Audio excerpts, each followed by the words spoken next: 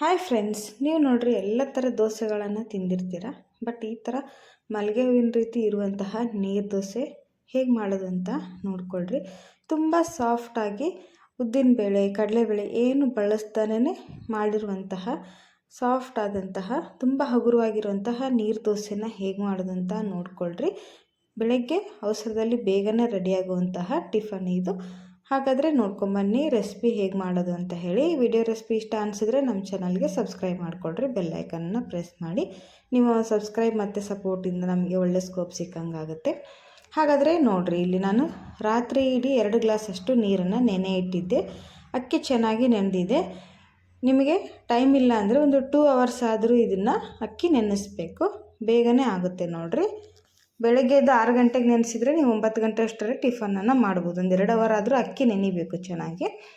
ಈಗ ಈ ಅಕ್ಕಿನ ನಾನು ಜಾರ್ನಲ್ಲಿ ಹಾಕ್ತಾಯಿದ್ದೀನಿ, ಮಿಕ್ಸರ್ ಜಾರ್ನಲ್ಲಿ ಹಾಕಿ ನೈಸಾಗಿ ಗ್ರೈಂಡ್ ಮಾಡ್ಕೊಂಬರೋಣ. ಇದಕ್ಕೆ ಇನ್ನೂ ಒಂದು ಇಂಗ್ರೀಡಿಯೆಂಟನ್ನು ಹಾಕ್ತೀನಿ ನೋಡಿ. ಇಲ್ಲಿ 1 ಕಪ್ಪಷ್ಟು ನಾನು ಹಸಿ ತೆಂಗಿನಕಾಯಿನ ಬಳಸ್ತಾ ಇದ್ದೀನಿ. ಈ ತೆಂಗಿನಕಾಯಿ ಹಾಕೋದ್ರಿಂದ ತುಂಬ ರುಚಿಯಾಗಿರುತ್ತೆ ದೋಸೆ. ಆಮೇಲೆ ರುಚಿಗೆ ತಕ್ಕಷ್ಟು ಉಪ್ಪನ್ನು ಹಾಕ್ರಿ. ನಾನಿಲ್ಲಿ ಕಲ್ಲುಪ್ಪನ್ನು ಬಳಸ್ತಾ ಇದ್ದೀನಿ, ರುಚಿ ಚೆನ್ನಾಗಿ ಬರುತ್ತೆ ಅಂಥೇಳಿ. ಈಗ ಇದನ್ನು ನೈಸಾಗಿ ಅಂದರೆ ತರಿಯಾಗಿರಬಾರ್ದು, ತುಂಬ ಫೈನಾಗಿ ಇದನ್ನು ಗ್ರೈಂಡ್ ಮಾಡಿ ತೊಗೊಂಬರಬೇಕು. ನೋಡಿ, ಇಲ್ಲಿ ನಾನು ಗ್ರೈಂಡ್ ಮಾಡಿ ತೊಗೊಂಡು ಬಂದಿದ್ದೀನಿ. ಹೇಗಿದೆ ಅಂತ ನೋಡಿರಿ. ಹಿಟ್ಟು ಕರೆಕ್ಟಾದ ಕನ್ಸಿಸ್ಟೆನ್ಸಿಯಲ್ಲಿ ಮಾಡ್ಕೋಬೇಕು, ಆವಾಗ ಪರ್ಫೆಕ್ಟಾಗಿ ಬರುತ್ತೆ ದೋಸೆ. ಕಟ್ಟಾಗೋದಿಲ್ಲ, ತುಂಡಾಗೋದಿಲ್ಲ, ಹರಿಯೋದಿಲ್ಲ. ನೋಡಿ, ಈ ಥರ ಇರಬೇಕು ಹಿಟ್ಟು. ರವೆ ಥರ ಇರಬಾರ್ದು. ಇಲ್ಲಿ ಸೌಟಿಂದ ಹಿಂದ್ಗಡೆಯಿಂದ ತೋರಿಸಿದ್ರೆ ಗೊತ್ತಾಗುತ್ತೆ ಎಷ್ಟು ಫೈನಾಗಿ ಗ್ರೈಂಡ್ ಮಾಡಿದ್ದೀನಿ ಅಂಥೇಳಿ. ಇದೇ ರೀತಿ ನೀವು ಕೂಡ ಗ್ರೈಂಡ್ ಮಾಡ್ಕೊಳ್ಳಿ. ಇದನ್ನು ಇವಾಗ ಒಂದು ಬೌಲ್ಗೆ ಹಾಕ್ತಾಯಿದ್ದೀನಿ. ನೋಡಿರಿ, 2 ಗ್ಲಾಸ್ ಅಕ್ಕಿಯಿಂದ ನೀವು ಇಡೀ ಮನೆ ಮಂದಿಗೆಲ್ಲ ಮಾಡ್ಬೋದು ನೋಡಿರಿ, ಅಷ್ಟೊಂದು ಆಗುತ್ತೆ. ಯಾಕಂದರೆ ಇದರಲ್ಲಿ ನೀರಿನ ಕ್ವಾಂಟಿಟಿನ ನಾವು ಜಾಸ್ತಿ ಸೇರಿಸೋದ್ರಿಂದ ತುಂಬ ಚೆನ್ನಾಗಿ ಬರುತ್ತೆ. ಇಲ್ಲಿ ನೋಡಿರಿ, ನಾನು ಇನ್ನೂ ನೀರನ್ನು ಸೇರಿಸ್ತಾ ಇದ್ದೀನಿ. ನೀರು ದೋಸೆ ಆಗಿರೋದ್ರಿಂದ ನೀರನ್ನು ಜಾಸ್ತಿ ಹಾಕಬೇಕಾಗುತ್ತೆ. ನೋಡಿರಿ, ಎಷ್ಟು ನೀರು ಸೇರಿಸ್ಬೇಕು, ಹಿಟ್ಟು ಯಾವ ರೀತಿ ಕನ್ಸಿಸ್ಟೆನ್ಸಿ ಇರಬೇಕು ಅನ್ನೋದನ್ನು ನಾನು ನಿಮಗೆ ತೋರಿಸ್ತೀನಿ ನೋಡಿರಿ. ಈಗ ಮಿಕ್ಕಿದ ಎಲ್ಲ ಅಕ್ಕಿನೂ ನಾನು ಗ್ರೈಂಡ್ ಮಾಡಿ ತಗೊಂಡು ಬರ್ತೀನಿ. ನೋಡಿ, ಎಲ್ಲ ಅಕ್ಕಿನೂ ನಾನು ಗ್ರೈಂಡ್ ಮಾಡಿ ತೊಗೊಂಡಿದ್ದೀನಿ. ಸೌಟಿಂದ ಹಿಂಗೆ ಹಿಟ್ಟು ನಾವು ತಿರುಗಾಡಿಸಿದ್ರೆ, ಸೌಟು ಹಿಂಗೆ ಹಿಂದೆ ತಿರುಗಿಸಿ ನೋಡಿದರೆ ನೋಡಿರಿ, ಇದ್ರ ಮೇಲೆ ಜಾಸ್ತಿ ಹಿಟ್ಟು ಅಂಟಬಾರ್ದು, ಈ ಥರ ಕಾಣಬೇಕು. ಇಷ್ಟು ಕನ್ಸಿಸ್ಟೆನ್ಸಿಯಲ್ಲಿದ್ದರೆ ಹಿಟ್ಟು ಸಾಕು. ಈಗ ನೋಡಿರಿ, ತವ ಬಿಸಿ ಮಾಡ್ಕೊಳ್ಳೋಣ. ಇದಕ್ಕೆ ಒಂದು ಉಳ್ಳಾಗಡ್ಡಿ ಸಾಯದಿಂದ, ಈರುಳ್ಳಿ ಸಾಯದಿಂದ ಈ ಥರ ಎಣ್ಣೆ ಹಚ್ಕೊಳ್ರಿ. ನೀವು ಕಂಪಲ್ಸರಿ ಎಣ್ಣೆ ಹಚ್ಚಿನೇ ಮಾಡಬೇಕು ಇದು ದೋಸೆನ. ಆಮೇಲೆ ತವ ಚೆನ್ನಾಗಿ ಹೀಟ್ ಆಗಬೇಕು. ಚೆನ್ನಾಗಿ ಹೀಟ್ ಆದಮೇಲೆ ದೋಸೆ ಚೆನ್ನಾಗಿ ಬರುತ್ತೆ. ಈಗ ನೋಡಿರಿ, ಇಲ್ಲಿ ಹಾಕಿ ತೋರಿಸ್ತೀನಿ ನಾನು. ಇದೇ ರೀತಿ ನೀವು ಕೂಡ ಹಾಕ್ರಿ. ತುಂಬ ಹಗುರವಾಗಿ ಬೇಗನೆ ಆಗುತ್ತೆ ನೋಡಿರಿ. ನೀವು ರಾತ್ರಿ ಒಂದು ಅಕ್ಕಿ ನೆನೆಸಿಟ್ಬಿಟ್ರೆ ಸಾಕು. ಇಲ್ಲ ಟೈಮ್ ಇಲ್ಲ ಅಂದರೆ ಬೆಳಗ್ಗೆ ನೆನೆ ಹಾಕಿದ್ರು ಕೂಡ ಒಂದು 2 ಅವರ್ ನೆನೆಸಿದ್ರು ಸಾಕು ನೋಡಿರಿ, ಬೇಗನೆ ಆಗುತ್ತೆ. ಈಗ ಇದನ್ನು ಲಿಡ್ ಕ್ಲೋಸ್ ಮಾಡಿ 1-2 ನಿಮಿಷ ಬಿಟ್ಬಿಡಿ. ಆಮೇಲೆ ನೋಡಿರಿ, ಇದ್ರ ಮೇಲ್ಗಡೆನ ಹವಾಕೆಲ್ಲ ಆವಿರಿಗೆ ಬೆಂದಿರುತ್ತೆ ದೋಸೆ. ಈಗ ಇದನ್ನು ಎಷ್ಟು ಈಸಿಯಾಗಿ ಎದ್ದು ಬರುತ್ತೆ ನೋಡಿರಿ. ತುಂಬ ಚೆನ್ನಾಗಿರುತ್ತೆ ಫ್ರೆಂಡ್ಸ್. ಒಂದು ಸಾರಿ ಇದನ್ನು ಟ್ರೈ ಮಾಡಿ ನೋಡಿರಿ, ಎಲ್ಲರೂ ಇಷ್ಟಪಡ್ತಾರೆ. ಮಕ್ಕಳಿಂದ ಹಿಡಿದು ಏಜ್ ಆದವ್ರವರೆಗೂ ತಿನ್ಬೋದು. ಯಾಕಂದರೆ ತುಂಬ ಸಾಫ್ಟಾಗಿರುತ್ತೆ, ತುಂಬ ಚೆನ್ನಾಗಿರುತ್ತೆ, ಬೇಗ ಕೂಡ ಆಗುತ್ತೆ.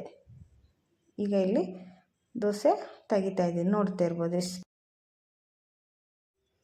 ಇಲ್ಲಿ ನೋಡಿ, ಇದೇ ರೀತಿ ನೀವು ಮತ್ತೆ ಕಾವಲಿನ ಚೆನ್ನಾಗಿ ಬಿಸಿ ಮಾಡಿಕೊಳ್ರಿ. ಎಣ್ಣೆ ಹಚ್ಚಿಬಿಟ್ಟು ಈ ಥರ ಹರಡ್ಕೊಳ್ರಿ. ನಿಮಗೆ ಫಸ್ಟು ಬರೋದಿಲ್ಲ, ಆಮೇಲೆ ಈ ಥರ ಸೌಟಿಂದ ಹಾಕ್ತಾ ಹೋದರೆ ನಿಮಗೆ ಅಭ್ಯಾಸ ಆಗುತ್ತೆ. ಇದು ತುಂಬ ಗಟ್ಟಿ ಇರಬಾರ್ದು, ಗಟ್ಟಿ ಇದ್ದರೆ ದೋಸೆ ಚೆನ್ನಾಗಿ ಬರೋಲ್ಲ. ನೋಡಿ, ನೀರಾಗೇ ಇರಬೇಕು. ನೀರು ಯಾವ ರೀತಿ ಹಾಕಿ ಕಲಿಸ್ಬೇಕು ಅಂತ ನಾನು ತೋರಿಸಿದ್ದೀನಿ. ಒಂದು ಸೌಟ್ ಹಾಕಿ ಹಿಂಗೆ ಅಲಗಾಡಿಸಿದ್ರೆ ಹಿಂದ್ಗಡೆ ಪೂರ್ತಿ ಕ್ಲಿಯರಿನಲ್ಲ, ಪೂರ್ತಿ ಗಟ್ಟಿನಲ್ಲ, ಆ ರೀತಿ ಕಾಣಿಸ್ಬೇಕು. ಈಗ ನೋಡಿರಿ, 1-2 ನಿಮಿಷ ಆದಮೇಲೆ ಇನ್ನೊಂದು ದೋಸೆ ಕೂಡ ರೆಡಿ ಆಯಿತು. ಹೀಗೇ ತುಂಬ ತೆಳುವಾದಂಥ ಮೃದುವಾದಂಥ ದೋಸೆ ರೆಡಿ ಆಗುತ್ತೆ ನೋಡಿರಿ. ಪೂರ್ತಿ ಪೇಪರ್ ರೀತಿ ರೆಡಿಯಾಗಿದ್ದಾವೆ. ನೀವು ಇದನ್ನು ತಿರುಗಿಸಿ ಹಾಕಿನೇ ಬೇಯಿಸ್ಕೊಬೋದು, ಇಲ್ಲಾಂದರೆ ಅದು ಹವೆಗೆ ಆಲ್ರೆಡಿ ಬೆಂದಿರುತ್ತೆ, ನೀವು ಹಾಗೇ ಬೇಯಿಸ್ಕೊಬೋದು. ಇದೇ ರೀತಿ ಇದೇ ಸ್ಟೆಪ್ಪನ್ನು ನೀವು ಮಾಡ್ತಾ ಹೋಗ್ರಿ, ಎಲ್ಲ ದೋಸೆನೂ ಪರ್ಫೆಕ್ಟಾಗಿ ಬರುತ್ತೆ. ನೀವು ಕೂಡ ಈಸಿಯಾಗಿ ಮಾಡ್ಬೋದು ನೋಡಿ. ಇದನ್ನು ಜಾಸ್ತಿ ಅಂದರೆ ಮಲೆನಾಡು ಸೈಡೆಲ್ಲ ಮಾಡ್ತಾರೆ, ತುಂಬ ಅಂದರೆ ತುಂಬ ರುಚಿಯಾಗಿರುತ್ತೆ ನೋಡಿರಿ. ಇದಕ್ಕೆ ಅಕ್ಕಿ ನೆನೆಸೋದೊಂದೇ ಕೆಲಸ. ನೆನೆಸಿದ ಅಕ್ಕಿ ಇದ್ರಂದರೆ ಈ ರೀತಿ ಒಂದ್ಸರಿ ಟ್ರೈ ಮಾಡಿರಿ, ತುಂಬ ಅಂದರೆ ತುಂಬ ರುಚಿ ಕೊಡುತ್ತೆ.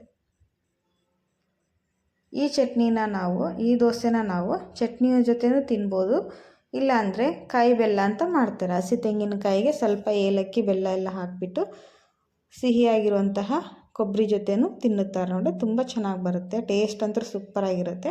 ಇಲ್ಲಾಂದರೆ ನೀವು ಯಾವುದೇ ಪಲ್ಯಗಳ ಜೊತೆನೂ ನೀವು ಇದನ್ನು ಮಾಡ್ಕೋಬೋದು ನೋಡಿರಿ. ಎಲ್ಲ ದೋಸೆನೂ ಪರ್ಫೆಕ್ಟಾಗಿ ಬಂದಿದೆ, ನಾನಿಲ್ಲಿ ತೋರಿಸ್ತಾ ಇದ್ದೀನಿ ನೋಡಿರಿ. ಮೇಲ್ಗಡೆಯಿಂದ ಎಣ್ಣೆ ಹಚ್ಚೋ ಅವಶ್ಯಕತೆ ಇಲ್ಲ, ನೀವು ಹಾಗೇ ತೆಗಿಬೋದು, ಈಸಿಯಾಗಿ ಬರುತ್ತೆ. ಆದರೆ ಫಸ್ಟ್ ಏನಂದರೆ ಕಾವಲಿನ ಹಂಚನ್ನು ಚೆನ್ನಾಗಿ ಕಾಯಿಸಿಬಿಟ್ಟು ಸ್ವಲ್ಪ ಎಣ್ಣೆ ಸವರ್ಬಿಟ್ರೆ ನೋಡಿರಿ ತುಂಬ ಚೆನ್ನಾಗಿ ಬರುತ್ತೆ. ಪೇಪರ್ ರೀತಿ ರೆಡಿಯಾಗಿದೆ ನೋಡಿರಿ ದೋಸೆಗಳು. ನಾನು ಇಲ್ಲಿ ತೋರಿಸ್ತಾ ಇದ್ದೀನಿ ಹೇಗೆ ಬಂದಿದೆ ಅಂತೇಳಿ. ತುಂಬ ಅಂದರೆ ತುಂಬ ಚೆನ್ನಾಗಿ ಪದರಾಗಿ ನೋಡಿರಿ ಹೇಗೆ ಕಾಣಿಸ್ತಾ ಇದೆ ಅಂಥೇಳಿ. ಇಷ್ಟು ಪರ್ಫೆಕ್ಟಾಗಿ ಬರುತ್ತೆ. ನಾನು ಹೇಳಿರೋ ಮೆಥಡ್ನಲ್ಲಿ ಒಂದ್ಸರಿ ಟ್ರೈ ಮಾಡಿ ನೋಡಿರಿ, ಸೂಪರಾಗಿ ಬರುತ್ತೆ. ಹಾಗೆ ಎಲ್ಲರೂ ಇಷ್ಟಪಟ್ಟು ತಿಂತಾರೆ. ಬೆಳಗ್ಗೆ ಬೇಗನೆ ಬ್ರೇಕ್ಫಾಸ್ಟಿಗಂತೂ ಬೇಗನೆ ರೆಡಿ ಆಗುತ್ತೆ ನೋಡಿರಿ. ತುಂಬ ಅಂದರೆ ತುಂಬ ಮೃದುವಾಗಿದೆ, ಬಾಯಲ್ಲಿಟ್ರೆ ಕರಗುವಂತಹ ದೋಸೆ. ಇದ್ರ ಜೊತೆ ನಾನು ಇವತ್ತು ನೋಡಿರಿ ಚಟ್ನಿ ಮಾಡೋದಕ್ಕೆ ನಾನು ಒಂದು ಅರ್ಧ ಕಪ್ಪಷ್ಟು ಶೇಂಗಾ ಬೀಜ, ಆಮೇಲೆ ಒಂದು ಅರ್ಧ ಕಪ್ಪಷ್ಟು ಪುಟಾಣಿ, ಸ್ವಲ್ಪ ತೆಂಗಿನಕಾಯಿ ಹಾಕ್ತಾಯಿದ್ದೀನಿ, ತೆಂಗಿನಕಾಯಿ ತುರಿ. ಇದಕ್ಕೆ ಸ್ವಲ್ಪ ಹಸಿ ಕೊತ್ತಂಬರಿ ಸೊಪ್ಪು, ಆಮೇಲೆ ಹುರಿದಂತಹ ಬೆಳ್ಳುಳ್ಳಿ, ಮತ್ತು ಸ್ವಲ್ಪ ರುಚಿಗೆ ತಕ್ಕಷ್ಟು ಉಪ್ಪನ್ನು ಹಾಕ್ರಿ. ಮತ್ತು ಇದಕ್ಕೆ ಖಾರಕ್ಕೆ ಹುರಿದಂತಹ ಹಸಿಮೆಣಸಿನ್ಕಾಯಿ ಇಷ್ಟನ್ನೇ ಹಾಕಿ ಒಂದು ಸಿಂಪಲ್ ಆದಂಥ ಚಟ್ನಿನ ಮಾಡ್ಕೊಂಬರೋಣ. ಈಗ ಗ್ರೈಂಡ್ ಮಾಡ್ಕೊಂಬರ್ತೀನಿ ನೋಡಿರಿ ಸೂಪರ್ ಆದಂಥ ಚಟ್ನಿ ರೆಡಿಯಾಗಿದೆ ನೋಡಿ. ಎಷ್ಟು ಚೆನ್ನಾಗಿ ಕಾಣಿಸ್ತಾ ಇದೆ ಅಂತೇಳಿ. ಇದೇ ಥರ ನೈಸಾಗಿ ಗ್ರೈಂಡ್ ಮಾಡ್ಕೊಳ್ರಿ, ತುಂಬ ಟೇಸ್ಟಿಯಾಗಿ ಬರುತ್ತೆ ಇದ್ರ ಜೊತೆ ಚಟ್ನಿ ನೋಡಿರಿ. ನೀವು ಬರೀ ಕೊಬ್ಬರಿ ಚಟ್ನಿ ಆದರೂ ಮಾಡ್ಕೋಬೋದು, ಈ ಥರ ಶೇಂಗಾ ಹಾಕಿ ಮಾಡ್ಬೋದು, ತುಂಬ ರುಚಿಯಾಗಿರುತ್ತೆ ನೋಡಿರಿ. ಈಗ ಇದಕ್ಕೆ ಒಂದು ಒಗ್ಗರಣೆಯನ್ನು ಹಾಕೋಣ. ಟೇಸ್ಟಿಯಾಗಿ ಬಂದಿದೆ, ಖಾರವಾಗಿದೆ. ನಾನು ಸ್ವಲ್ಪ ಖಾರ ಇರುವಂಥ ಮೆಣಸಿನ್ಕಾಯಿನ ಬಳಸಿರೋದ್ರಿಂದ ತುಂಬ ಚೆನ್ನಾಗಿರುತ್ತೆ. ಯಾಕಂದರೆ ದೋಸೆ ಸಪ್ಪಗಿರೋದ್ರಿಂದ ಖಾರವಾಗಿದ್ದರೆ ಚಟ್ನಿ ಚೆನ್ನಾಗಿರುತ್ತೆ. ಇಲ್ಲಿ ಸಾಸಿವೆ ಜೀರಿಗೆ ಹಾಕಿ ನಾನು ಒಗ್ಗರಣೆನ ಹಾಕ್ತಾಯಿದ್ದೀನಿ ನೋಡಿರಿ. ಒಗ್ಗರಣೆ ಹಾಕಿದರೆ ಒಂದು ರುಚಿನೇ ಬೇರೆ ನೋಡಿರಿ ಟೇಸ್ಟಿ ಚಟ್ನಿಗೆ. ಈಗ ಇದನ್ನು ಚೆನ್ನಾಗಿ ಮಿಕ್ಸ್ ಮಾಡಿ ದೋಸೆ ಜೊತೆ ಸರ್ವ್ ಮಾಡೋಣ ನೋಡಿರಿ. ಮಿಕ್ಸ್ ಮಾಡಿಕೊಂಡ್ರೆ ನೋಡಿರಿ ತುಂಬ ನೀರಾಗೂ ಬೇಡ, ತುಂಬ ಗಟ್ಟಿಯಾಗಿ ಇರಬಾರ್ದು, ಈ ರೀತಿ ಇದ್ದರೆ ಸಾಕು. ಈಗ ನೋಡಿರಿ ದೋಸೆ ಜೊತೆ ನಾನು ಚಟ್ನಿನ ರೆಡಿ ಮಾಡಿದ್ದೀನಿ. ಇದೇ ರೀತಿ ಸಿಂಪಲ್ಲಾಗಿ ನೀರು ದೋಸೆ ಮತ್ತು ಚಟ್ನಿನ ನೀವು ಒಂದ್ಸರಿ ಟ್ರೈ ಮಾಡಿ ನೋಡಿರಿ, ಹೇಗೆ ಬಂತು ಅಂತ ತಿಳಿಸಿ. ಇಷ್ಟ ಅನಿಸಿದರೆ ನಮ್ಮ ಚಾನಲ್ಗೆ ಸಬ್ಸ್ಕ್ರೈಬ್ ಮಾಡಿಕೊಡ್ರಿ, ಬೆಲ್ ಐಕನನ್ನು ಪ್ರೆಸ್ ಮಾಡಿ, ವಿಡಿಯೋನ ಸ್ಕಿಪ್ ಮಾಡದೆ ನೋಡಿ ಸಪೋರ್ಟ್ ಮಾಡಿ. ನಿಮ್ಮ ಒಂದು ಸಪೋರ್ಟಿಂದನೇ ಲೈಕ್ಸಿಂದನೇ ನಮಗೆ ಒಂದು ಒಳ್ಳೆ ಸ್ಕೋಪ್ ಕೊಡುತ್ತೆ ನೋಡಿರಿ. ಹಾಗಾದರೆ ವಿಡಿಯೋನ ಎಲ್ಲರ ಜೊತೆನೂ ನಿಮ್ಮ ಫ್ಯಾಮಿಲಿ ಫ್ರೆಂಡ್ಸ್ ಜೊತೆ ಶೇರ್ ಮಾಡಿಕೊಳ್ರಿ. ನೋಡಿರಿ ಹೇಗೆ ಬಂದಿದೆ ಅಂತ ನಾನಿಲ್ಲಿ ತೋರಿಸ್ತಾ ಇದ್ದೀನಿ. ತುಂಬ ಸಾಫ್ಟಾಗಿ ಬಂದಿದೆ. ಈ ಥರ ಚಟ್ನಿ ಜೊತೆ ತಿಂತಾಯಿದ್ರೆ ಸೂಪರಾಗಿರುತ್ತೆ ನೋಡಿರಿ. ಹಾಗಾದರೆ ವಿಡಿಯೋ ನೋಡಿದ್ದಕ್ಕೆ ಧನ್ಯವಾದಗಳು. ಬಾಯ್.